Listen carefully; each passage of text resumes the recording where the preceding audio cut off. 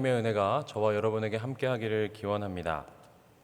창세기부터 신명기까지 모세의 오경이 하나님의 약속에 대한 책이라면 여호수아서는 그 약속을 성취하는 책입니다. 여호수아서 마지막 24장에서 또 그리고 사사기 2장까지 언급하고 반복하는 인물이 하나 있습니다. 그것이 무엇이냐면 여호수아의 죽음입니다. 첫 번째 사사가 이 운니엘인데 운니엘이 사사기 3장 7절에 등장합니다. 그러니까 사사 시대로 넘어왔음에도 불구하고 사사기 1장과 2장까지는 계속해서 한 인물을 언급하는데 그 인물이 여호수아이고 그의 죽음을 반복해서 기록합니다. 우리 자막을 보고 여호수아서 24장 29절 말씀을 우리 같이 한번 읽겠습니다. 이 일 후에 여호와의 종 눈의 아들 여호수아가 110세에 죽음에. 사사기 1장 1절입니다. 여호수아가 죽은 후에 이스라엘 자손이 여호와께 여쭈어 이르되 우리 가운데 누가 먼저 올라가서 가나안 족속과 싸우리이까. 사사기 2장 8절입니다. 여호와의 종 눈의 아들 여호수아가 110세에 죽음에.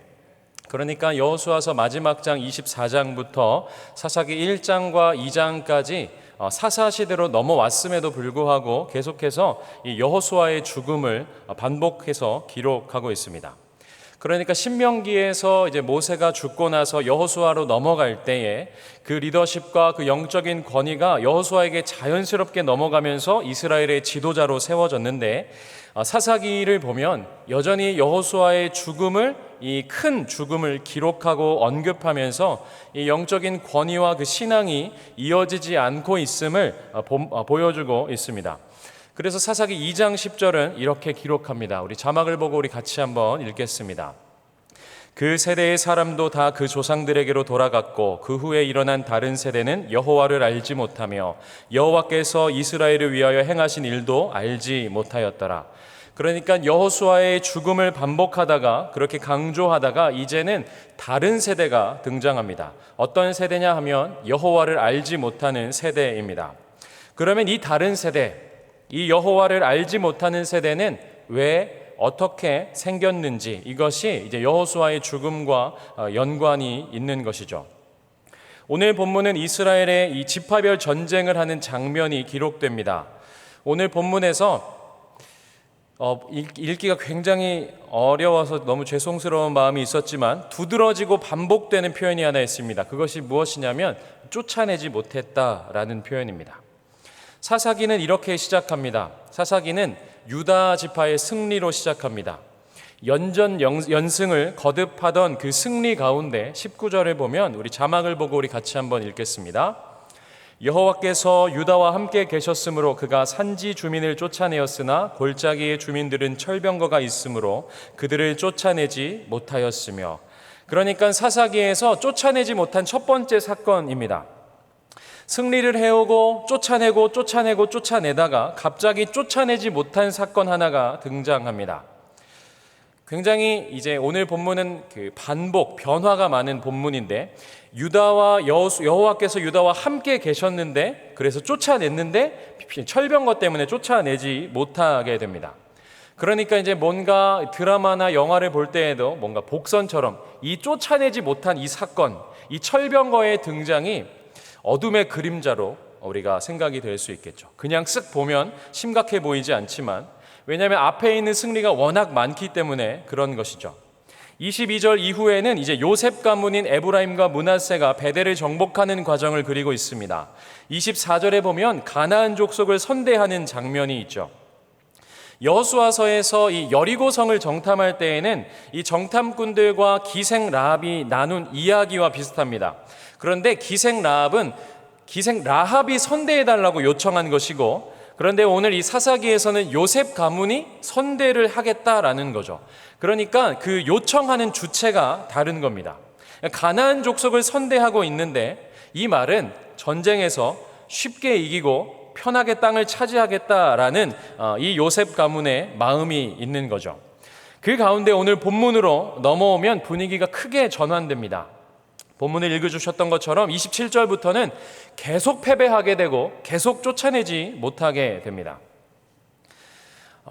지금은 올림픽 기간이기 때문에 많은 경기들이 있습니다. 그래서 이길 수도 있고 질 수도 있습니다. 전쟁도 마찬가지죠. 전쟁에서도 이길 수도 있고 질 수도 있습니다. 한국 영화 중에 고지전이라는 영화가 있습니다. 이 최전방에 있는 이 애로꺼지 전투를 담고 있는데, 이제 휴전 협정을 딱 하고 나서 정한 시간 언제 몇 시부터 이제 휴전이니까 그때부터 이제 싸우기 시작하는 겁니다. 이 휴전이 되는 이 시간까지 치열하게 다투는 거죠. 이 고지를 탈환하면 그 영토가 넓어지기 때문에 그렇습니다. 그 시간이 될 때까지 조금이라도 영토를 더 확보하려고 막 치열하게 싸우는 거죠. 어제는 북한군이 이겼다, 오늘은 남한군이 이겼다, 오전에는 북한군이 이겼다, 저녁에는 남한군이 이기는 그런 피말리는 전투를 합니다. 그러니까 이처럼 전쟁은 이기기도 하고 지기도 합니다. 그런데 어떤 패배는 그 한 번의 실수와 한 번의 실패가 화근이 되어서 치명적인 패배가 될 수 있습니다. 그냥 그 어떤 패배가 그냥 하나의 패배가 아니라 그 다음 패배를 계속해서 예고하는 징조가 되는 패배가 있는 거죠. 그러니까 우리가 앞서서 보면 그 19절 말씀이 철병거로 인해서 쫓아내지 못한 그 패배가 큰 문제로 보이지 않을 수 있습니다. 왜냐하면 지금까지 앞선 전투에서 수많은 승리가 있었기 때문입니다. 그런데 그 철병거 하나 때문에 잠깐 멈춘 것, 잠깐 쫓아내지 못하고 그런 전략적인 그 판단이 문제가 될까라고 생각할 수 있는데 27절부터는 판도가 완전히 달라집니다. 그러니까 앞선 19절의 사건이 단순하게 일어난 한 번의 실패가 아니라 그 사건으로 하여금 이스라엘이 실패하고 좌절을 만들어낸 치명적인 화근이 되는 패배라는 것이죠. 철병거로 인해 쫓아내지 못했던 이 사건 이후에 계속해서 쫓아내지 못하게 됩니다. 27절에 보면 또 하나의 강조점이 드러납니다. 앞서 말씀드린 것처럼 오늘 본문은 변화가 굉장히 많은 본문인데 27절에서 5번 반복하는 것이 있습니다. 제가 27절을 읽겠습니다. 므낫세가 베스안과 그에 딸린 마을들의 주민과 다하낙과 그에 딸린 마을들의 주민과 돌과 그에 딸린 마을들의 주민과 이블르함과 그에 딸린 마을들의 주민과 무기또와 그에 딸린 마을들의 주민을 쫓아내지 못하매 가나안 족속이 결심하고 그 땅에 거주하였더니, 27절에서 무엇을 반복하냐면 그 성읍 이름과 그에 딸린 마을들의 주민, 그에 딸린 마을들의 주민 하면서 5성읍을 말합니다. 여기서 말하고 있는 이 5성읍은 이 가나안 족속, 브리스 족속의 아주 중요한 교통과 군사의 요충지가 되는 성읍입니다. 그런데 단순히 성읍만 말하지 않고 그에 딸린 마을들의 주민들을 함께 강조합니다. 그러니까 그 성읍만 못 쫓아낸 것이 아니고 그 주민들까지 완전히 쫓아내지 못한 것을 강조하고 보여줍니다. 쫓아내지 못하니까 어떻게 됐을까요? 27절 하반절에 이렇게 말합니다. 가나안 족속이 결심하고 그 땅에 거주하였더니, 여기서 이 결심하고는 이중적인 의미가 있습니다. 첫 번째 의미는 시작하다라는 의미가 있고 두 번째는 결정하다라는 뜻이 있습니다. 두 가지 의미가 공존하는 단어입니다. 그러니까 가나안 족속이 결정하는 거예요. 그 땅에 거주하기를 시작합니다. 왜냐하면 쫓아내지 못하니까. 가나안이 강해서가 아니고 이스라엘이 쫓아내지 못하니까 결정하고 거주하기 시작합니다. 이스라엘이 쫓아내지 못하니까 버티는 겁니다. 가나안 족속은 거주하도록 이제 마음을 결정하는 것이죠. 여기까지 보면 이렇게 생각할 수 있습니다. 철병거가 있으니까, 실제 있었으니까, 쫓아낼 수 있는데 안 한 게 아니고 이 너무 강력한 이 철병거가 있으니까 그래서 쫓아내지 못했다라고 말할 수 있습니다. 우리에게 없을까요? 우리의 인생 가운데 우리의 삶 속에 철병거가 없을까요? 무너지지 않는 여리고성과 같은 철옹성이 있잖아요. 믿음으로 살고 싶은데, 말씀대로 그렇게 살고 싶은데 철병거가 있고 여리고성이 있어서 내 힘으로는 도저히 할 수 없는 그런 일들이 저와 여러분에게 있지 않습니까? 그 다음 한번 28절 보겠습니다. 28절 제가 읽겠습니다. 이스라엘이 강성한 후에야 가나안 족속에게 노역을 시켰고 다 쫓아내지 아니하였더라. 이스라엘이 강성해졌습니다. 하나님께서 강성하게 하셨어요. 그러면 어떻게 해야 할까요? 강성하게 하셨으면 쫓아내야죠. 그런데 쫓아내지 못했다가 아니고 다 쫓아내지 않았다라고 28절은 소개합니다. 27절에서 28절로 넘어오면서 또 두 가지가 바뀝니다. 27절에서는 므낫세 지파에 대해서 말하고 있다가 28절에는 므낫세가 아닌 이스라엘을 말합니다. 그러니까 그 다음부터는 에브라임, 스불론, 아셀, 납달리 이어서 계속 나오는 거죠. 한 지파의 문제가 아니라 이스라엘 전체의 문제가 되는 겁니다. 요셉 가문인, 그래서 이 므낫세와 에브라임 지파는 장자 지파인데 이들마저 쫓아내지 않으니까 이스라엘 전체가 실제는 쫓아낼 마음이 없던 겁니다. 그러니까 철병거로 인해서 쫓아내지 못한 줄 알았는데, 강성하게 그래서 하셨는데 강성해졌더니 쫓아내지 않더라. 힘이 없어서 쫓아내지 못했는데 힘을 줘도 쫓아내지 않더라. 이것이 28절 말씀입니다. 그랬더니 29절에 어떤 일이 벌어지냐면, 29절 제가 읽겠습니다. 에브라임이 게셀에 거주하는 가나안 족속을 쫓아내지 못하매 가나안 족속이 게셀에서 그들 중에 거주하였더라. 이 29절 하반절에 있는 이 그들 중에 거주하였다, 이 말을 직역하면 이 그들 중에는 그들 중심 안에, 그들 가운데라는 의미입니다. 그러니까 무슨 말이냐면, 이 에브라임이 거주하는 이 게셀이라는 이 마을 한복판에 그 중심에, 그 가운데 가나안 족속이 있다라는 말입니다. 그러니까 단순히 장소적인 이 중심을 말하는 것이 아니고 종교적으로, 문화적으로, 영적으로 중심에 있는 겁니다. 그러니까 가나안 족속과 이제 혼합되는 거죠. 그러니까 쫓아내지 않았더니, 쫓아내지 못했더니 이제 이스라엘의 그 중심 가운데 이 가나안 족속이 영향을 발휘합니다.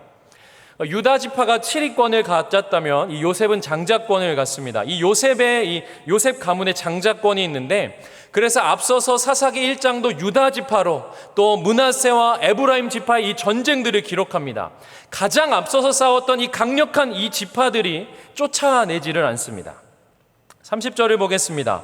스불론은 기드론 주민과 나할론 주민을 쫓아내지 못하였으며 가나안 족속이 그들 중에 거주하면서 노역을 하였더라. 30절은 또 다른 양상으로 흘러갑니다. 31절로 들어가기 전에 한 번 더 강조합니다. 쫓아내지 못했고 가나안 족속이 그들 중에 거주하였다. 그러니까 그들 중에 거주하였다를 이제 29절과 30절에 반복하고 있고, 그리고 가나안 족속이 스불론 지파의 영향력이 있다는 것을 반복하면서 28절에 있었던 노역을 시킨 것, 그래서 30절에 다시 한번 강성해진 이스라엘이 이 가나안을 노역 삼은 것을 강조합니다. 28절, 30절, 33절, 35절에는 이 이스라엘의 그들의 힘과 강함으로 가나안 족속을 노역시킨 것을 반복합니다. 이스라엘은 왜 가나안 족속에게 노역을 시켰을까요? 400년 동안이나 애굽에서 그렇게 노역했던, 그렇게 종살이를 했던 이스라엘 백성은 이들을 왜 노역으로 삼았을까요? 신명기 20장 16절에서 18절까지 말씀인데 우리 자막을 보고 우리 같이 한번 읽겠습니다. 오직 내 하나님 여호와께서 내게 기업으로 주시는 이 민족들의 성읍에서는 호흡이 있는 자를 하나도 살리지 말지니 곧 헷 족속과 아모리 족속과 가나안 족속과 브리스 족속과 히위 족속과 여부스 족속을 내가 진멸하되 내 하나님 여호와께서 내게 명령하신 대로 하라. 이는 그들이 그 신들에게 행하는 모든 가증한 일을 너희에게 가르쳐 본받게 하여 너희가 너희의 하나님 여호와께 범죄하게 할까 함이니라. 아멘. 여기 17절에 있는 이 진멸하되라는 것은, 이 진멸하라라는 뜻도 완전히 멸절시키다와 또 봉헌하다, 바치다 이런 뜻이 있습니다. 그러니까 가나안 족속을 진멸하라는 것은 완전히 멸절시켜서 하나님께 바치는 그런 의미가 있습니다. 거룩한 전쟁, 하나님의 전쟁인 거죠. 같은 맥락으로 보면 나중에 이제 사무엘상 15장에 보면 이스라엘의 왕인 이 사울 왕이 아말렉과의 전쟁에서 하나님은 진멸하라고 말씀하셨는데 아각 왕을 살리고 양떼와 소떼를 데리고 옵니다. 출애굽기에서 이제 출애굽해서 홍해를 건너서 가나안으로 가고 있는 이 이스라엘 백성을 먼저 공격했던 이 아말렉과 하나님은 대대로 싸우겠다 말씀하셨어요. 그래서 이제 사울 왕 시대에 아말렉과의 전쟁을 하게 됩니다. 그런데 하나님 말씀대로 하지 않는 거예요. 하나님은 분명히 진멸하라고 했는데 진멸하지 않습니다. 사무엘 선지자가 놀라서 말하는 거죠. 왕이여 이게 무슨 일입니까? 라고 말하니까 사울이 뭐라고 말하냐면 당신의 하나님께 좋은 것 드리기 위해 라고 말합니다. 나의 하나님도 아니고 우리 하나님도 아니고 당신의 하나님이라고 말하면서 하나님께 좋은 것 드리기 위해 하나님이라는 그 명분, 그 분명한 그 사실 앞에 자신의 욕망과 이 욕심을 드러내는 거죠. 그래서 이때 나왔던 말씀이 순종이 제사보다 낫고, 이 말씀이 거기서 등장합니다. 하나님은 분명하게 말씀하셨어요.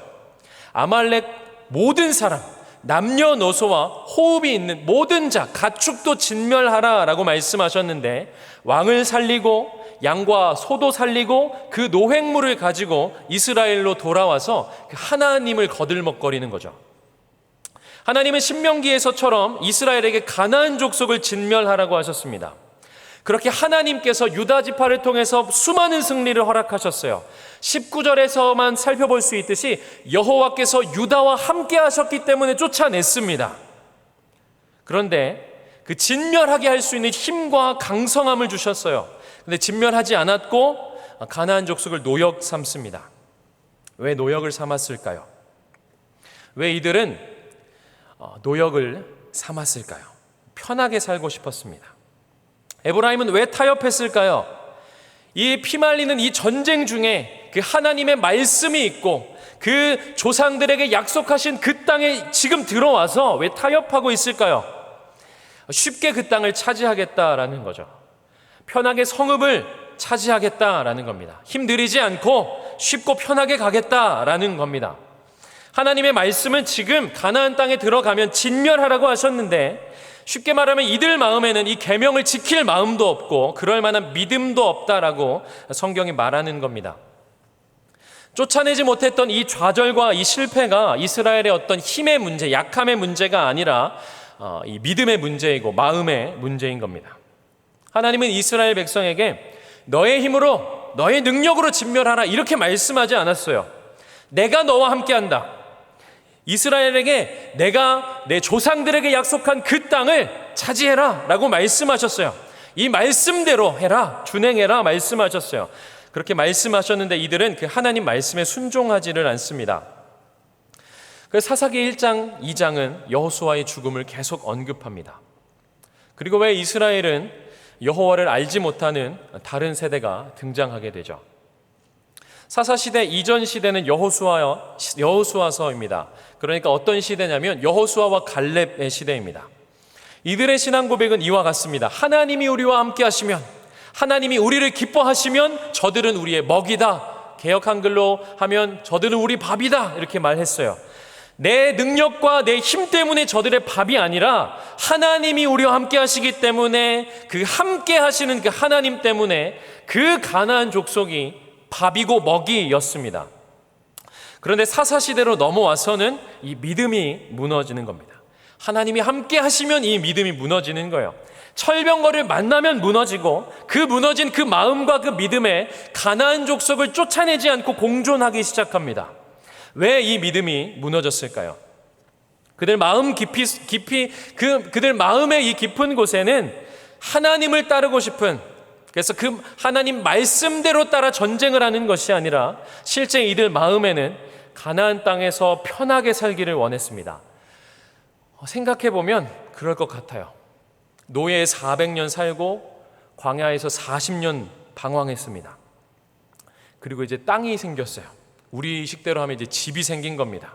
차도 생겼고 이제 좀 숨 쉴 만하다. 이제 좀 내가 좀 괜찮겠다라고 생각하는 거죠. 그러니까 이스라엘도 그렇게 생각했을지 모릅니다. 이들 중심에는 이 정도 땅이면 충분했다. 이 정도 성읍 차지했으면 괜찮다.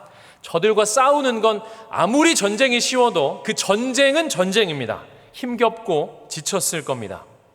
그래서 하나님이 힘 주시고 강성하게 하셨습니다. 쫓아낼 수 있어도 그 힘으로 노역을 시키는 거죠. 쉽고 편하게 살기를 선택합니다. 이 정도면 충분하고, 내가 종이었는데 내가 땅도 생기고 이제 종도 생기니까 이제 편하게 살 수 있겠다라는 거죠. 이들이 지금 가나안 땅에서 이 편하게 살고 쉽게 그 땅을 차지하는데 이 급급한 그때에 이들이 무너지고 이 타락이 시작됩니다. 자기 중심적인 거죠. 내 편함을 추구합니다. 그렇게 사사기는 그렇게 시작하고 이 사사시대를 암흑기로 흘러가게 합니다. 사사기는 이런 구조를 갖습니다. 그냥 동일하게 이렇게 반복하는 타락이 아니고 이 나사를 보면 이 하형 나선형 구조입니다. 그러니까 나사의 이 방향을 따라서 점점 밑으로 내려가는 거예요.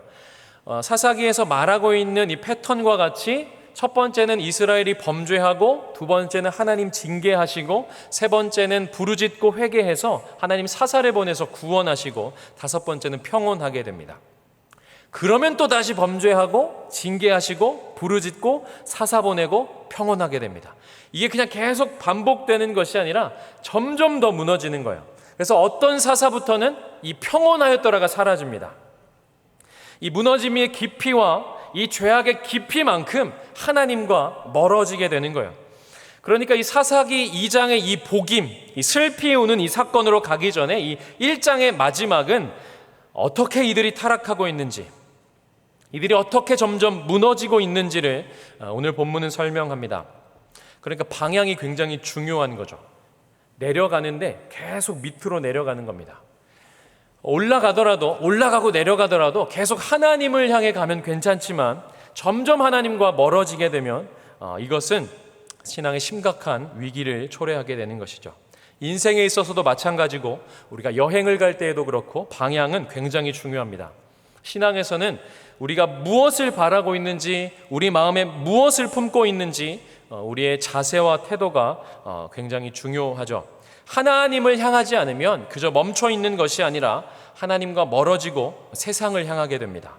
왜냐하면 신앙에는 중간지대가 없기 때문입니다. 하나님을 향해 가지 않으면 점점 갈수록 멀어지게 되는 거예요. 지금부터 점점 멀어지는 사건이 이제 31절입니다. 31절 제가 읽겠습니다. 아셀이 악곡 주민과 시돈 주민과 알랍과 악십과 헬바와 아빕과 르홉 주민을 쫓아내지 못하고, 이제 쫓아내지 못하는 주민들이 엄청 많아집니다.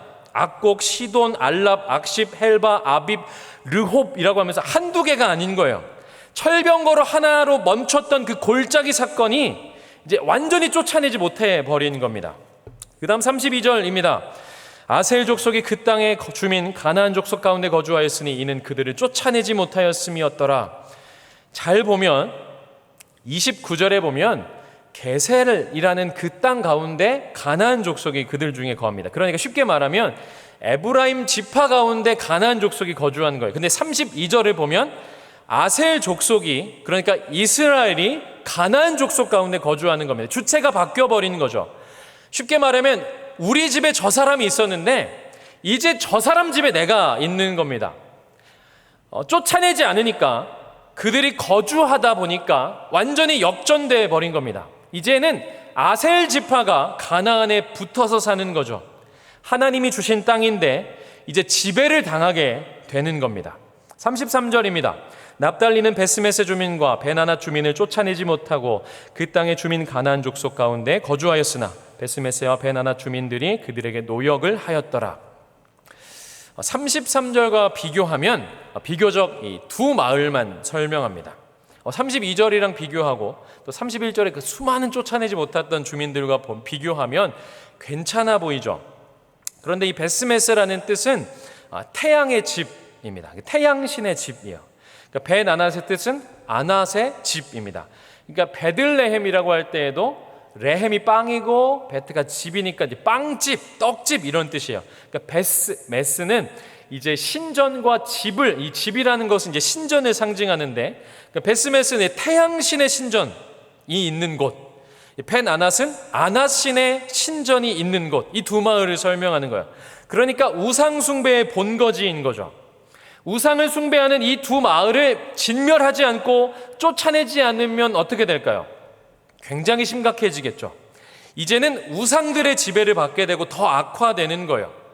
34절은 완전히 전세가 역전됩니다. 아모리 족속이 단 자손을 산지로 몰아넣고 골짜기에 내려오기를 용납하지 아니하였으며, 이제는 아모리 족속이 이스라엘 단 자손을 완전히 산지로 몰아넣고 못 내려오게 하는 겁니다. 27절부터는 계속 쫓아내지 못할 때 이제 가나안 백성들이 그 땅에 거주하기를 결정하고 막 버텼는데 이제는 거꾸로 된 거예요. 이제 이스라엘을 못 내려오게 막는 겁니다. 이제 쫓겨나는 거죠. 완전히 역전돼 버린 겁니다. 35절에 이렇게 말합니다. 결심하고 헤레스 산과 아얄론과 사알빔에 거주하였더니 요셉의 가문의 힘이 강성함에 아모리 족속이 마침내는 노역을 하였으며, 다시 이 아모리 족속이 주체가 돼서 이들이 결심했다 강조합니다. 결정하고 거주한 거죠. 이 산과 아얄론과 사알빔에 거주를 하는 거예요. 갑자기 이제 요셉 가문이 등장합니다. 어떤 일이 벌어지냐면, 이 땅은 단지파에게 주신 하나님의 기업이었어요. 그런데 하나님이 주신 이 기업을 다른 지파가 가져가는 사건이 일어납니다. 그러니까 단지파는 이 땅을 자신의 힘으로는 어떻게 할 수 없는 상태, 다른 지파가 해결해 줘야 하는 상태, 완전히 힘을 잃어버려서 회복 불능한 상태가 되는 거예요. 그리고 이 요셉 가문, 이 므낫세와 에브라임은 어떻게 됩니까? 그 강성함으로 결국은 노역을 삼습니다. 그리고 오늘 본문은 이렇게 끝이 납니다. 36절입니다. 아모리 족속의 경계는 아그라빛 비탈의 바위부터 위쪽이었더라. 어이가 없는 결론이죠. 기가 막히게 마무리가 됩니다.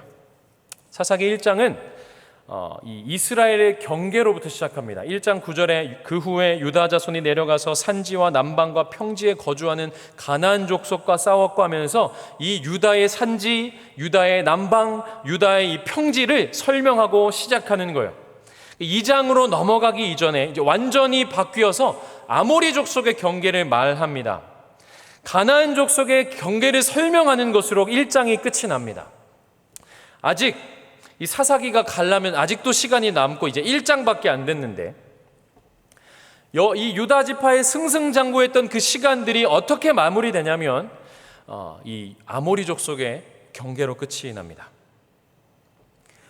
그리고 사사기 마지막 장 마지막 절 21장 25절은 이렇게 사사 시대를 평가하고 설명합니다. 같이 한번 읽겠습니다. 그때 이스라엘에 왕이 없으므로 사람이 각기 자기 소견에 옳은 대로 행하였더라. 처음에는 작은 차이였습니다. 이 정도면 괜찮겠지. 우리가 철병거를 어떻게 이겨? 힘이 생겼습니다. 강성해졌어요. 그런데 쉽고 편하게 전쟁을 타협하며 성읍을 차지합니다. 땅은 차지했고 그 성읍들과 주민들은 쫓아내지 않습니다.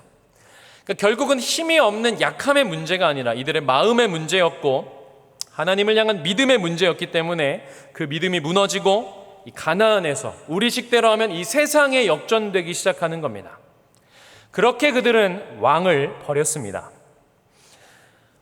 이 사사기 마지막으로 말하고 있는 그때 이스라엘에 왕이 없으므로, 이 말은 그래서 그때 이스라엘에 왕이 없었고 그래서 자기 소견에 옳은 대로 행했고 어쩔 수 없었어라고 말하는 그런 평가라는 것이죠. 승리로 시작했던 이 사사기가 어두운 암흑기로 타락의 시대로 지나가 버립니다. 전쟁을 하다가 철병거가 있어서 쫓아내지 않고 힘이 강성해지면 그 힘 가지고 노역을 부리고 하나님께 순종하지 않고 자신의 편함과 자신의 중심과 자신의 뜻대로 행하는 이들의 이 실패가 결국은 이들의 이 신앙의 방향과 마음은 그 하나님을 따르고 싶은 마음이 없는 거죠. 하나님 말씀을 붙들고 살 마음이 없는 겁니다. 하나님을 왕으로 삼지 않았고 하나님의 통치가 아니라 내 뜻대로 살고 싶었던 그들이, 이것이 죄의 시작이었고 타락과 무너짐의 시작이었습니다. 죄의 무서움은 사울처럼 하나님을 위한다라고 하면서 자기 뜻대로 행할 수 있습니다. 하나님 위한다라고 말하면서 이스라엘처럼 쉽고 편하게 그 땅을 차지할 수 있습니다. 약속의 땅이 있잖아요. 아니란 태도일 수 있고 자기 중심으로 흘러갈 수 있습니다. 그러니까 죄는 교묘하게 넘어갑니다. 하나님이 주셔도 불평하게 만들고 하나님이 강성하게 하면 그것을 자신의 의로 여기는 것이 죄입니다.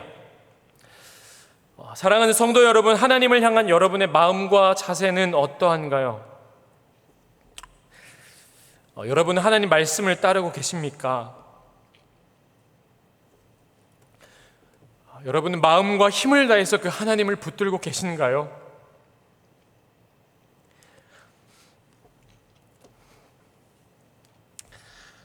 죄송합니다.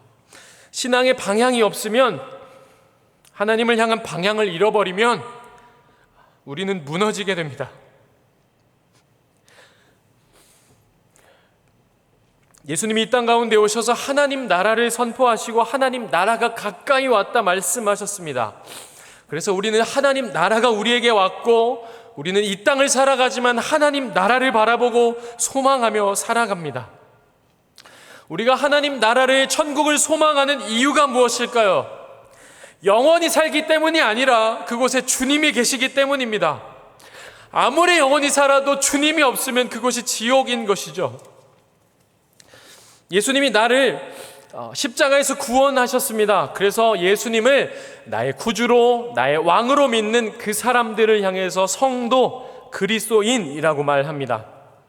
성도는 이중적인 의미가 있습니다. 하나님께서 창세전에 태초에 구별하고 선택하신, 거룩하게 하신 의인이라는 뜻이 있고, 동시에 예수를 십자가에 못 박아 죽여야만 하는 그런 그렇게 용서받은 천하의 죄인이라는 뜻입니다. 그렇게 우리는 하나님의 그 확증된 십자가의 사랑으로 구원받았고, 그래서 우리는 거룩하게 살아야 합니다. 예수 그리스도로 말미암은 이 구원은 우리에게 자유를 주셨습니다. 이 자유는 방임이 아니라 우리가 선택권을 갖게 된, 자유인이 된 거예요. 죄인일 때는 죄밖에 선택할 수 없었는데 하나님께서 우리를 구원하셔서 진리 안에 자유케 하셔서 우리는 하나님을 선택할 수 있고 의의 길을 걸어갈 수 있고 선을 추구하며 거룩하게 살아갈 수 있는 성도가 되었습니다. 그래서 거룩하려면, 정결하려면 제거해야 합니다. 하나님께로 나아가는, 거룩하게 하는 것을, 방해하는 것을 제거해야 합니다. 하나님과의 관계를 점검하셨으면 좋겠습니다. 나는 지금 하나님과 가까이 있는가? 내 몸은 하나님과 함께 하려고 애쓰는가? 아니면 내가 어디에 있을 때 좋아하는지를 점검하셔야 합니다. 하나님을 따르지 않으면, 하나님을 가까이 하지 않으면 우리는 나를 따르고 내 중심적으로 나를 위해서만 살아갑니다. 그러니까 무슨 수를 써서라도 하나님과의 관계를 공격하는 사단이 있습니다. 때로는 우는 사자처럼 삼킬 자를 찾기도 하고, 때로는 광명의 천사로 우리를 넘어지게 하기도 합니다. 그러면 우리는 어떻게 이 죄를 이길 수 있을까요? 어떻게 이 사단에게 넘어지지 않을 수 있을까요? 야고보서 4장 7절에서 8절 말씀은 이렇게 말합니다. 우리 자막을 보고 우리 같이 한번 읽겠습니다. 그런즉 너희는 하나님께 복종할지어다.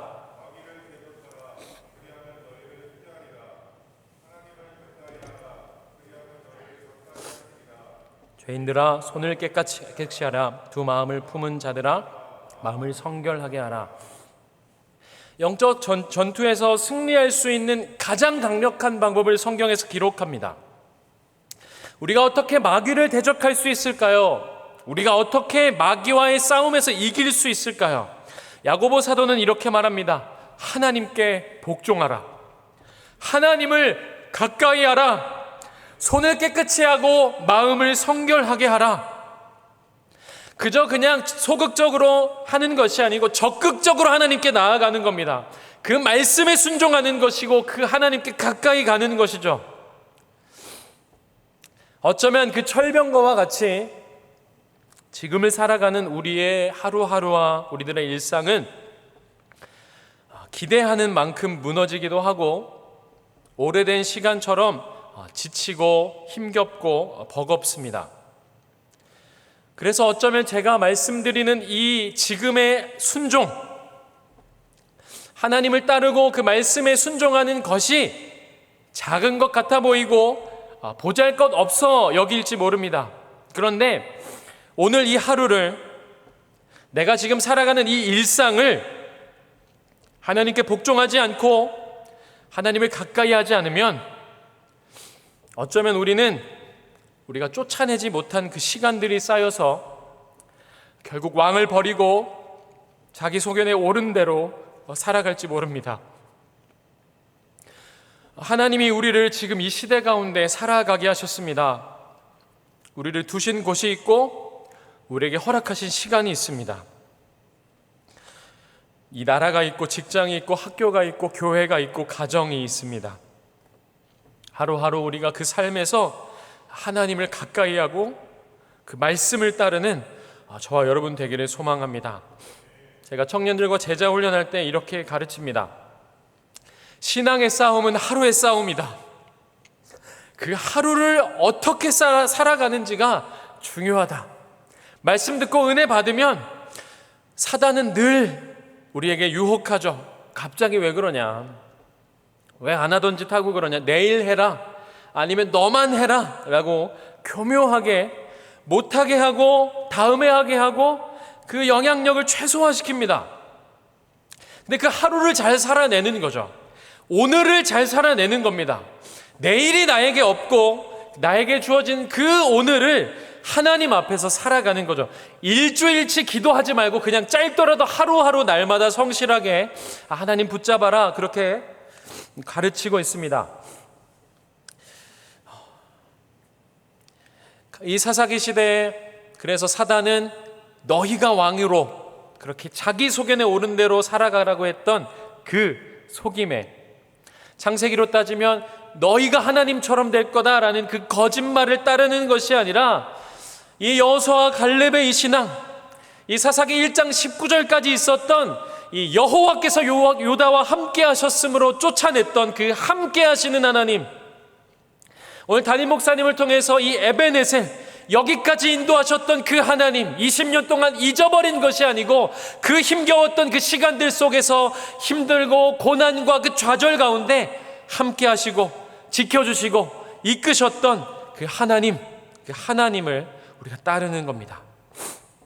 그래서 계시록에 보면 4장에는 하나님을 이렇게 소개합니다. 전에도 계셨고 이제도 계시고 장차 오실 이. 그러니까 시제로 설명하는 거죠. 과거, 현재, 미래입니다.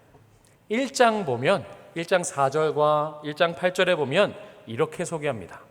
이제도 계시고 전에도 계셨고 장차 오실 이.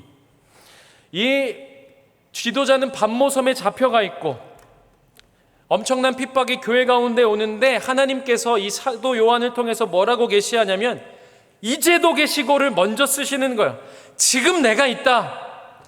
이 핍박과 고난과 그 어려움 가운데 있지만 지금 내가 있다라는 것을 하나님은 계시로 말씀해 주십니다. 사사시대는 그들은 왕이 없었다 말했습니다. 그런데 하나님이 이스라엘의 왕 되시며 이스라엘의 하나님 되심에도 불구하고 이들은 왕이 없다고 여겼습니다. 왕이신 하나님을 버려버렸고 자기의 소견에 옳은 대로 내가 판단하고 내 편한 대로 나를 위해서 살았던 그 시대가 사사시대입니다. 이 시대는 진리가 모호해지고 존중과 배려라는 것, 합리와 공정이라는 것으로 네 의견도 맞고 내 의견도 맞고 서로 좋은 게 좋은 것으로 살아갑니다. 왕이 없죠. 기준이 없고 진리가 없습니다. 내 마음대로, 네 생각대로, 네 주관대로 살아가는 이 시대 가운데 우리는 이렇게 고백하는 거죠. 하나님이 우리의 왕이십니다. 그 말씀이 진리이기 때문에 우리가 순종하며 지킵니다. 다시 한번 하나님 붙들고 하나님께 복종하고 하나님께 가까이 함으로 주어진 하루하루의 우리들의 시간들을 거룩한 하나님의 백성으로 살아가는 저와 여러분 되기를 소망합니다. 우리가 이후에 찬양을 하겠지만 이 찬송가 435장 후렴은 이렇게 고백합니다. 주께로 가까이 주께로 가오니 나의 갈 길 다가도록 나와 동행하소서. 지금 살아가는 이 하루하루의 시간들, 지금은 어떻게 평가할 수 없습니다. 나중에 우리가 평가할 수 있겠죠. 내가 보기에 좋은 하루, 세상이 보기에 좋은 인생이 아니라 하나님께서 주신 이 믿음의 경주, 신앙의 여정 가운데 그 하루하루를 하나님 보시기에 아름다운, 하나님 보시기에 흐뭇한 그 삶을 살아가시는 저와 여러분 되시기를 주님의 이름으로 축복합니다. 기도하겠습니다. 하나님 아버지 감사합니다. 작은 차이인 줄 알았습니다. 그런데 어둠의 그림자로 타락의 시간으로 무너지게 됩니다. 하나님, 코로나를 살아가는 우리들의 시간들 속에서 어쩌면 쫓아내야 할 것들, 제거해야 할 것들이 있는 줄 압니다. 나의 나태일 수 있고 나의 편함일 수 있고 나의 게으름일 수 있고 나의 오만함일 수 있습니다. 하나님, 우리 사랑하는 은평의 권속들의 심령 가운데 주님 찾아가 주시고 말씀하여 주셔서 지금 살아내는 그 하루하루들, 참 힘겹고 버거운 하루하루들이지만 지금 우리와 함께 하시는 하나님, 나와 함께 하시는 그 하나님 의지하면서 주님, 주께 가까이 갑니다. 주님, 나와 동행하여 주십시오. 그래서 힘겨운 시간들이지만 하나님과 동행하며 하나님으로 채워가는 우리의 시간들, 우리의 일상들, 우리의 인생 될 수 있도록 인도하여 주시옵소서. 모든 말씀 예수님의 이름으로 기도합니다.